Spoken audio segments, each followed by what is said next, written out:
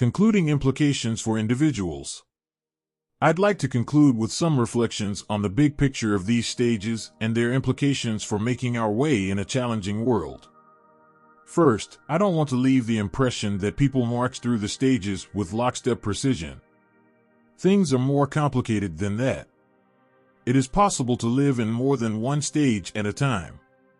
Everyone has a home stage at any given time, but we may move back and forth between stages, more like the progress of the stock market than a straight-line journey.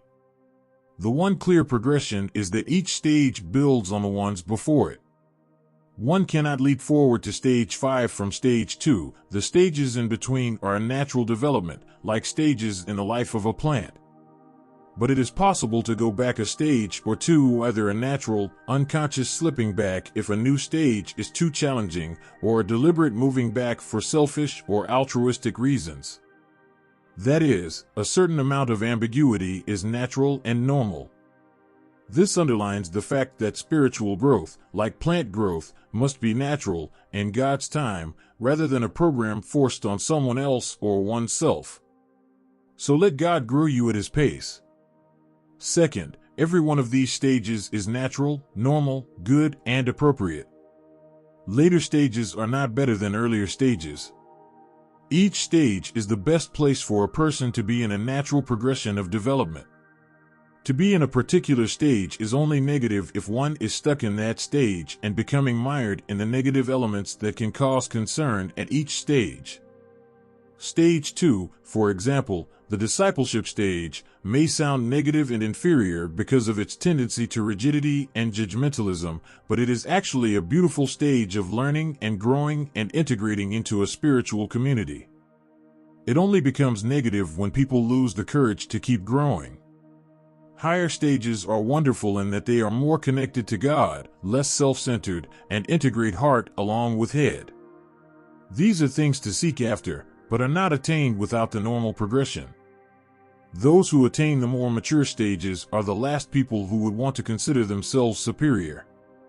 So while the upper stages should be sought after, they should never be a basis for arrogance or superiority.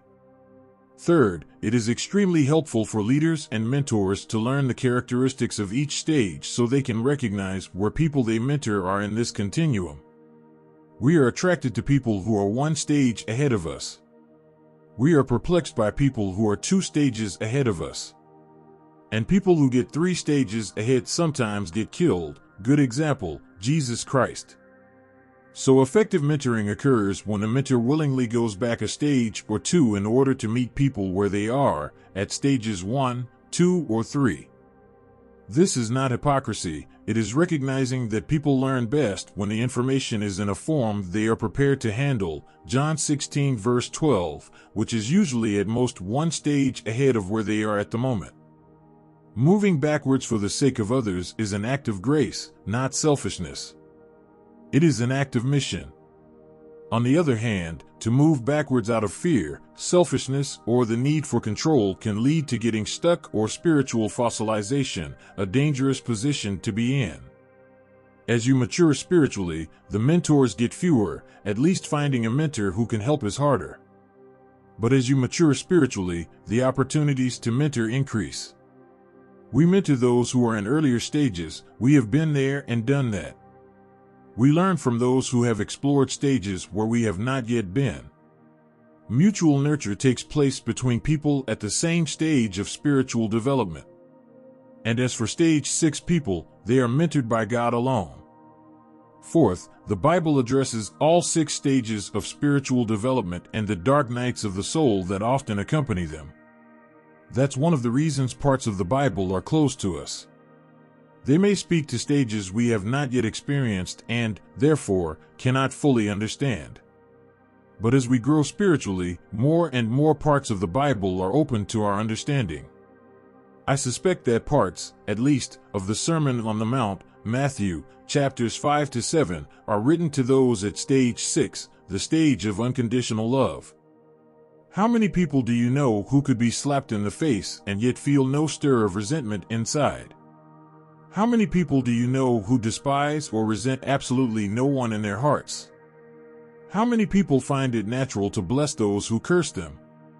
For most of us, the Sermon on the Mount is aspirational, but not always experiential. The good news is that the Bible has something for everyone who is on the journey of faith. That's why no matter how many times we have read the Bible, we still need to read it every day, seeking those insights we may have missed before. As we grow spiritually, the Bible grows with us, so to speak.